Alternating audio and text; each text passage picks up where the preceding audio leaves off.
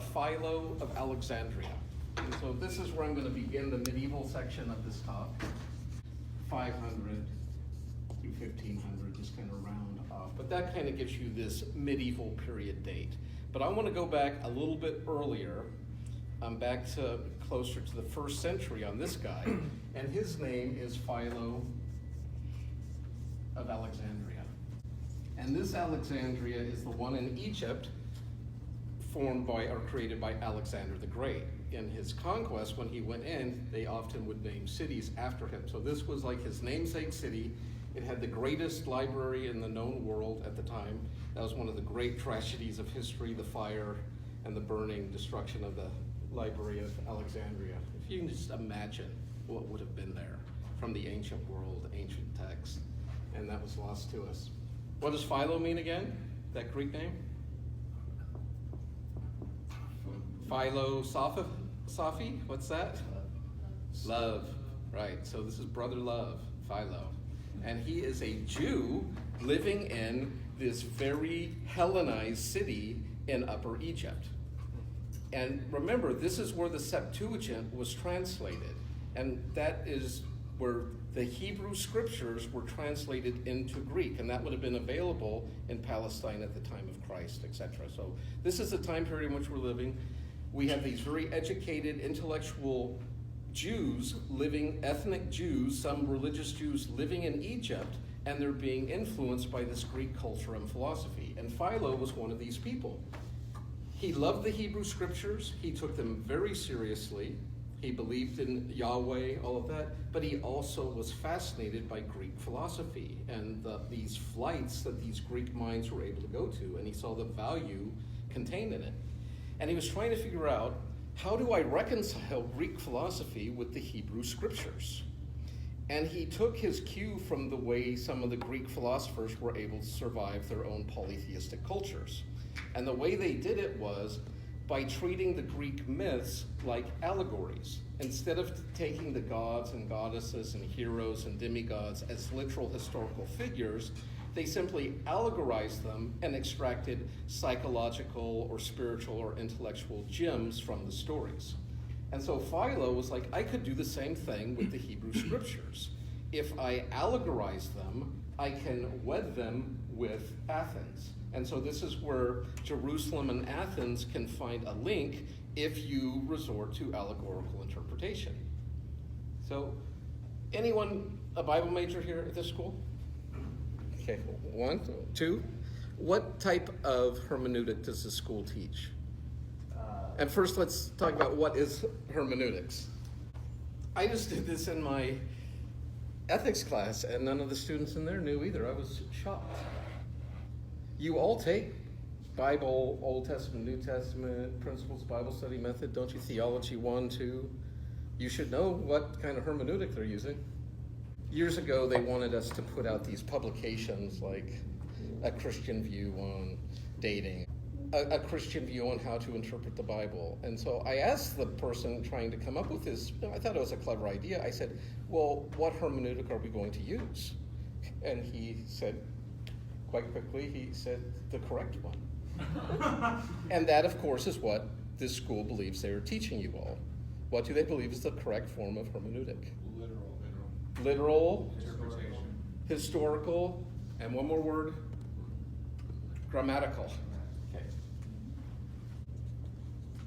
So hermeneutics is the art of interpretation.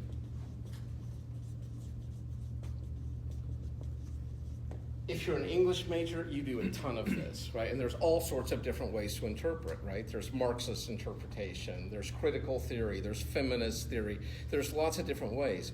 But just in looking at texts themselves, a literal historical grammatical is saying you need to take the text for what it's saying.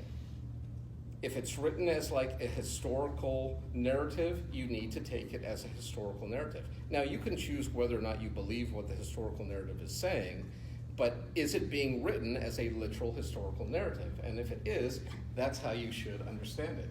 And the grammatical piece is also saying you have to understand idioms, figure of speech, cultural backgrounds, and also genres of literature, because you're probably going to interpret poetry or prophecy different than a historical narrative. Is that... I just want you to understand it, whether you agree with it or not. Okay, that's the way the school teaches here. Well, Philo of Alexandria, he realized if we use allegory, and how would this different? What would an allegorical interpretation of the Bible look like? What are you doing when you allegorize? That certain things don't mean literally what they say, they're a symbol of something else. Okay, it's like a metaphor, right? A simile or a metaphor, like as, and we have lots of that in the Bible, and that's what Philo was pointing out. He says, the Bible is full of allegory. For example, when Cain kills his brother Abel, the scriptures tell us his blood cried out from the ground. Okay, if you take that literally, I just imagine like this pool of dark, sticky blood, and this little mouth forms going, Cain did it, right? And it's just, that's not what the scripture's saying. But in that same passage, when God confronts Cain over his brother Abel's death, Cain's just like, hey, am I my brother's keeper? And God, part of the punishment, he said, Cain was driven from the face of the Lord. Well, does the Lord have a face? God is spirit. So that's a figure of speech, I would assume. And see, now I'm using like my theology or my understanding of God to interpret the scripture, but if you take it literal, it seems to imply there's a face. But coupled with theology, it would imply it's a figure of speech. Okay. And then it says Cain was driven from the presence of the Lord. What's the problem with that? No cars everywhere. No, but that's funny. Right, he's omnipresent. So how can you possibly, once again, it's a figure of speech. He's out of favor. He's no longer in good standing with God. He obviously isn't out of God's presence. And I hope that doesn't sound like I'm contradicting the scripture, but this is that hermeneutical piece. And so Philo believes if we use the allegorical method, because we all know God, being all-powerful, omnipotent, did not need 6 stinking days to make the universe. He probably created it with a thought. But to help human beings understand the order of creation, the significant relationship of one thing to the other, the fall of man, and God's plan of redemption, he put it in this beautiful, poetic piece for us to be able to understand. Almost like how you would explain things to children. And I had a good Catholic friend years ago, but we're looking at scripture in very different ways. I was raised in a very fundamentalist, literal, historical, grammatical setting, and I just assumed that's the way you interpret the Bible correctly. My friend, being raised Roman Catholic, was brought up with allegorical interpretation, and he assumed that was the way you interpret scripture correctly. And so that was like my first adult encounter of a different hermeneutic. But this goes all the way back to the 1st century with Philo, and he is basically, he's not diminishing the power of God, he's exalting the power of God through allegory, which I think is super interesting. Any question? That's all I wanted you to know about that, just how far back allegorical interpretation goes, all the way back to the beginning of the church.